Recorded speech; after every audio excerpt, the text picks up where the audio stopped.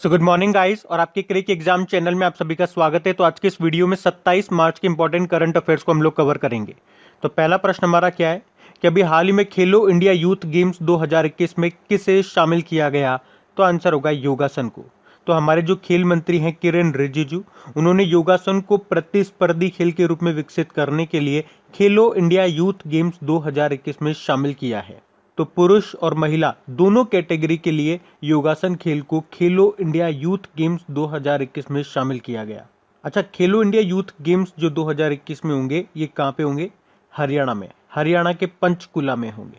और यहाँ से भी मैं आपको बता दूं कि नवंबर 2019 की बात है जब योग गुरु बाबा रामदेव की अध्यक्षता में अंतर्राष्ट्रीय योगासन खेल महासंघ का गठन किया गया था।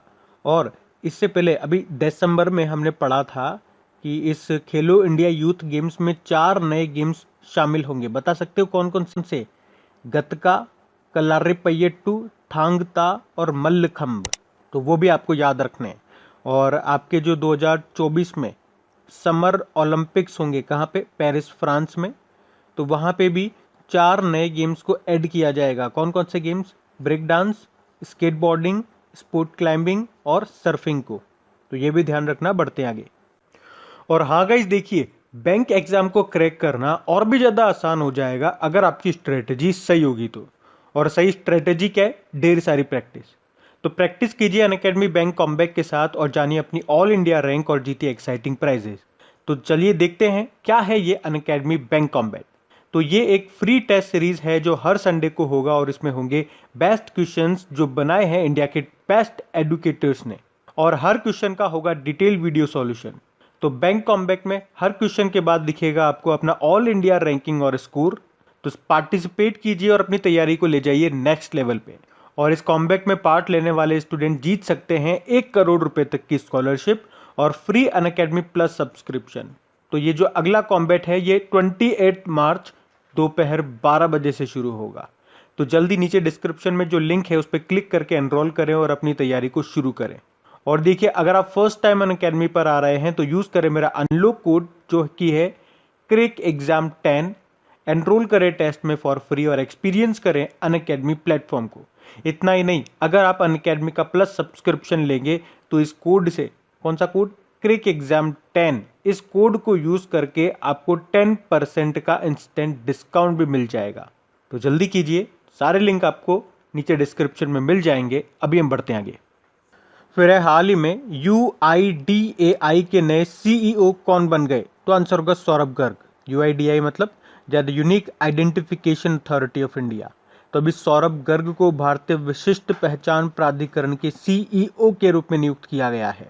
बाकी PK सिन्हा, ये अभी तक प्रधानमंत्री नरेंद्र मोदी के प्रिंसिपल एडवाइजर थे, लेकिन अभी इन्होंने अपने पद से इस्तीफा दे दिया। बाकी Matam Venkat Rao central bank of India के MD CEO बने। Gausalya Shankar international women of courage award से इनको सम्मानित किया गया। और सस्मिता लेनका एशिया पर्यावरण परिवर्तन पुरस्कार इन्होंने जीता। तो ये नाम भी ध्यान रखने। बढ़ते आगे। देखिए फिर अगला प्रश्न क्या है? हाल ही में प्रधान वैज्ञानिक सलाहकार का कार्यकाल 1 साल के लिए बढ़ा दिया गया। क्या नाम है उनका? के विजय राघवन। तो अभी सरकार ने प्रधान वैज्ञानिक सलाहकार के विजय राघवन का कार्यकाल 1 साल के लिए बढ़ा दिया है। तो अब वे इस पद पर अप्रैल 2022 तक बने रहेंगे। बाकी चित्रा नायक अभी इन्फोसिस के स्वतंत्र निदेशक नियुक्त हुए। NV रमन भारत के अगले चीफ जस्टिस ऑफ इंडिया होंगे, ये 48 नंबर के, क्योंकि 47 नंबर के जो हैं शरद अरविंद बोबड़े, ये अप्रैल में रिटायर्ड हो रहे हैं। बाकी MA Ganpati national security guard के नए डायरेक्टर जनरल बने थे। तो ये नाम भी ध्यान रखना। बढ़ते हैं आगे। फिर बताइए हाल ही में किसे महाराष्ट्र भूषण अवार्ड से सम्मानित किया जाएगा? तो आंसर होगा आशा भोसले को। तो प्रसिद्ध गायिका हैं ये आशा भोसले। इनको वर्ष 2020 के लिए प्रतिष्ठित महाराष्ट्र भूषण पुरस्कार से सम्मानित किया जाएगा। अच्छा, पहला महाराष्ट्र भूषण पुरस्कार किसको मिला था? मराठी लेखक थे PL देशपांडे, उनको दिया गया था ये। और आखिरी 2015 में दिया गया था एक इतिहासकार हैं बाबा साहेब पुरंदरे को। बाकी प्रोफेसर शरद पगारे हिंदी लेखक हैं ये, और इनको 2020 का व्यास सम्मान से सम्मानित किया गया। इनके उपन्यास पाटलिपुत्र के साम्राज्ञी के लिए। बंगबंधु शेख मुजीबुर रहमान यादव का 2020 का गांधी पुरस्कार के लिए इनको चुना गया। और कबूस बिन सईद अल सैद ओमान के दिवंगत सुल्तान थे ये, और अभी इनको 2019 का गांधी शांति पुरस्कार दिया जाएगा 2019 के लिए, और बंगबंधु को 2020 के लिए। बढ़ते हैं आगे। फिर अगला प्रश्न है, हाल ही में भारतीय विमानपत्तन प्राधिकरण के अध्यक्ष के रूप में किसे नियुक्त किया गया? तो आंसर होगा संजीव कुमार को। तो अभी IAS संजीव कुमार को नागरिक उड्डयन मंत्रालय यानी कि मिनिस्ट्री ऑफ सिविल एविएशन के तहत एयरपोर्ट्स अथॉरिटी ऑफ इंडिया के अध्यक्ष के रूप में नियुक्त किया गया है। अच्छा, नागरिक उड्डयन मंत्री कौन है? हमारे हरदीप सिंह पुरी हैं। और अभी आपको बता दूं, इन्होंने आंध्र प्रदेश के मुख्यमंत्री के साथ मिलकर के कुरनूल हवाई अड्डे का भी उद्घाटन किया है। बाकी विकास सिंह अभी सुप्रीम कोर्ट बार एसोसिएशन के नए अध्यक्ष बने। GP सामंत भारत के मुख्य सांख्यिकीविद चीफ स्टैटिस्टिशियन ऑफ इंडिया ये नियुक्त हुए। बाकी JK शिवन धनलक्ष्मी बैंक के MD CEO बने। बढ़ते आगे। अच्छा, फिर अगला प्रश्न है, होला मोहल्ला त्योहार ये किस राज्य में मनाया जाता है? तो आंसर होगा पंजाब में। तो होला मोहल्ला ये पंजाब में मनाया जाने वाला एक वार्षिक सिख उत्सव है, और इस साल ये 24 मार्च से लेकर 29 मार्च तक मनाया जा रहा है। तो कीरतपुर साहिब और आनंदपुर साहिब इस उत्सव के लिए चुने गए 2 स्थान हैं, और ये देश और दुनिया के विभिन्न हिस्सों से लाखों भक्तों और पर्यटकों को आकर्षित करेगा। अब ये होला मोहल्ला त्योहार कहाँ पे मनाया जाता है? पंजाब में। तो ये रहा मैप में पंजाब। देखो, पंजाब की कैपिटल चंडीगढ़ है, मुख्यमंत्री अमरिंदर सिंह और गवर्नर है VP सिंह बदनौर। पंजाब ने अभी लाल लकीर मिशन शुरू किया था, हर घर पानी हर घर सफाई मिशन को लॉन्च किया था। पंजाब ने ही शगुन योजना को शुरू किया था। उसके अलावा DG nest mobile application launch किया गया। दाखिल पोर्टल भी यहीं पे लॉन्च किया था। बसेरा योजना भी यहीं पे शुरू की थी। DG नेस्ट मोबाइल एप्लीकेशन को भी लॉन्च किया था। उसके अलावा यहीं पे PR इनसाइट नाम से एक एप्लीकेशन या कह दीजिए एक वेब पोर्टल भी लॉन्च किया गया था। और पंजाब का राजकीय जलीय जीव घोषित किया गया ब्यास नदी में पाए जाने वाली सिंधु डॉल्फिन को। तो ये भी ध्यान रखना। बढ़ते आगे। फिर अगला प्रश्न है, बैंक ऑफ अमेरिका सिक्योरिटीज की रिपोर्ट के अनुसार किस वर्ष तक भारत की दुनिया की तीसरी सबसे बड़ी अर्थव्यवस्था इकोनॉमी बनने की उम्मीद है? तो आंसर होगा 2031। तो बैंक ऑफ अमेरिका सिक्योरिटीज की हालिया रिपोर्ट के अनुसार भारत के वर्ष 2031 तक अमेरिका और चाइना के बाद दुनिया की तीसरी सबसे बड़ी अर्थव्यवस्था बनने की उम्मीद है। देखो, इससे पहले बैंक ने ये घोषणा की थी कि भारत 2028 तक तीसरा स्थान हासिल कर लेगा, लेकिन कोविड-19 महामारी के कारण भारत को काफी नुकसान हुआ, इसलिए अब इस ईयर को बढ़ा करके कितना कर दिया गया, ये अनुमान कर दिया गया 2031 तक का। अच्छा, इसी तरह से मैं आपको बता दूं, अभी कुछ समय पहले centre of economic and business research report आई थी। उसमें बताया गया था कि 2028 तक चाइना USA को पछाड़ के सबसे बड़ी इकोनॉमी अर्थव्यवस्था बन जाएगा, और इंडिया 2025 तक 5वां और 2030 तक तीसरा स्थान प्राप्त कर लेगा, यानी कि तीसरी सबसे बड़ी अर्थव्यवस्था बन जाएगा। किसके अनुसार बता रहा हूँ? ये centre of economic and business research report के अनुसार। लेकिन इस प्रश्न में हम देख रहे हैं, प्रश्न क्या कह रहा है, कब तक हो जाएगा ऐसा, या कब तक ऐसा होने की उम्मीद है? तो 2031 तक। बढ़ते आगे। फिर अगला प्रश्न है, अभी हाल ही में भारतीय खाद्य निगम के CMD के रूप में किसे नियुक्त किया गया? तो आंसर होगा आतिश चंद्र को। तो अभी आतिश चंद्र को भारतीय खाद्य निगम यानी कि फूड कॉरपोरेशन ऑफ इंडिया का अध्यक्ष और प्रबंध निदेशक नियुक्त किया गया है। बाकी देखिए, नीतू सिंह अभी चमेली देवी पुरस्कार 2020 से सम्मानित किया गया था इनको। डॉक्टर सोनू गांधी सर्व महिला उत्कृष्टता पुरस्कार से इनको सम्मानित किया गया था। और कुलदीप सिंह CRPF के अभी डायरेक्टर जनरल बने थे ये नए, तो इनका नाम भी ध्यान रखना। बढ़ते आगे। फिर अगला प्रश्न है, हाल ही में किस यूनियन टेरिटरी केंद्र शासित प्रदेश को TB मुक्त घोषित किया गया? तो आंसर होगा लक्षद्वीप को।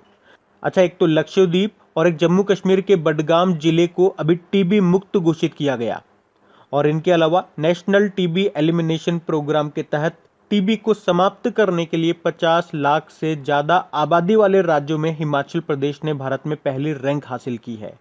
अच्छा बताइए, भारत में TB को खत्म करने का लक्ष्य कब तक का है? 2025 तक का। और विश्व में जितने भी TB के मामले हैं 30% भारत में है।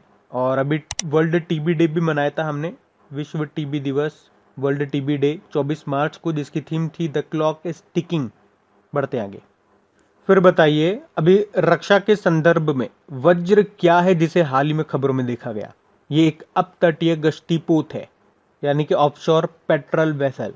तो भारतीय तट रक्षक जहाज है ये वज्र, जो कि एक अपतटीय गश्ती पोत यानी कि ऑफशोर पेट्रोल वेसल है, और अभी इसे सेना में शामिल किया गया है। इसे स्वदेशी रूप से Larsen and Toubro ship builders ने डिजाइन किया और इसको निर्माण भी किया। तो ये 7 अपतटीय गश्ती जहाजों में से छठा है। तो ये जहाज अत्याधुनिक नेविगेशन और संचार प्रणालियों के साथ सुसज्जित है, जिसमें स्टेबलाइज्ड रिमोट कंट्रोल गन और प्रदूषण प्रक्रिया उपकरण भी शामिल है। तो ये ध्यान रखना, ये एक अपतटीय गश्ती पोत है जिसका नाम है वज्र। बढ़ते आगे। फिर बताइए, हाल ही में किस वैश्विक रेटिंग एजेंसी ने ग्लोबल इकोनॉमिक आउटलुक नाम से एक रिपोर्ट जारी की? तो आंसर होगा फिच रेटिंग ने। तो अमेरिकी क्रेडिट रेटिंग एजेंसी है ये फिच, और इसने अभी ग्लोबल इकोनॉमिक आउटलुक रिपोर्ट को जारी किया है। और इस रिपोर्ट में बताया गया है कि अगले वित्त वर्ष नेक्स्ट फाइनेंशियल ईयर में भारत की जीडीपी ग्रोथ रेट 12.8% रहेगी, ऐसा बताया फिच रेटिंग ने। बढ़ते आगे। फिर बताइए, बिहार का पहला रबर डैम ये कहाँ पे बनाया जा रहा है? तो आंसर होगा गया। तो बिहार का पहला रबर डैम मोक्ष की नगरी गया में बनाया जा रहा है, और इस डैम को बनाए जाने का उद्देश्य है कि फल्गु नदी में साल भर 3 से 4 फीट पानी रह सके। अब बात बिहार की है, तो ये रहा मैप में बिहार। देखो, बिहार की कैपिटल पटना हो गई, मुख्यमंत्री हो गए नीतीश कुमार, और यहाँ के गवर्नर है फागू चौहान। इसके अलावा याद रखना, इथेनॉल संवर्धन नीति को लागू करने वाला देश का पहला राज्य बना था बिहार। उसके अलावा उद्यान महोत्सव 2021 का आयोजन किया था बिहार में, और बिहार की ही है फ्लाइट लेफ्टिनेंट भावना कांत, और अब ये रिपब्लिक डे परेड में हिस्सा लेने वाली पहली महिला फाइटर पायलट बनी थी। उसके अलावा पूर्वोत्तर भारत का पहला ग्लास ब्रिज बना है नालंदा जिले के राजगीर में, और भारत का पहला और एकमात्र डॉल्फिन वाइल्ड लाइफ सेंचुरी मिलेगा आपको बिहार में, जिसे कहते हैं Vikramshila gangetic dolphin wildlife sanctuary. और अभी पटना में ही भारत का पहला डॉल्फिन रिसर्च सेंटर भी खुला है। मधुबनी पेंटिंग ये किस राज्य की है? तो बिहार की ही है। और किस नदी को बिहार का शोक कहते हैं? तो कोसी नदी को। अच्छा देखो, अभी बिहार दिवस हम लोगों ने कब मनाया था? जब वर्ल्ड वाटर डे बनाया था, यानी कि 22 मार्च को। बिहार में वाल्मीकि नेशनल पार्क मिलेगा आपको, राजगीर वाइल्ड लाइफ सेंचुरी मिल जाएगा, कैमूर वाइल्ड लाइफ सेंचुरी आपको यहाँ पे मिल जाएगा। तो अब बात करेंगे कल के वीडियो में पूछे गए प्रश्न के उत्तर की। तो कल के वीडियो में आपसे पूछा था, किस राज्य के द्वारा भारत का पहला सरकार के द्वारा संचालित पशु एम्बुलेंस नेटवर्क स्थापित किया जाएगा? तो आंसर होगा आंध्र प्रदेश। आप सभी ने प्रश्न का बिल्कुल सही उत्तर दिया है। और गाइज, अगर वीडियो अच्छा लगा हो तो प्लीज इसे अपने दोस्तों के साथ में शेयर जरूर करना। और वैसे भी आप तो आपकी इन करंट अफेयर्स का रिवीजन करवाने के लिए मैं इसका ऑडियो भी तैयार कर रहा हूं, तो दिन में 4 से 5 मिनट निकाल करके वो आप ऑडियो सुन लीजिए, ताकि आपका इन करंट अफेयर्स का फिर से रिवीजन हो जाए। क्योंकि आपको पता है चीजों को पढ़ना इंपॉर्टेंट है, लेकिन समय समय पर उनका रिवीजन करना बहुत ज्यादा जरूरी है।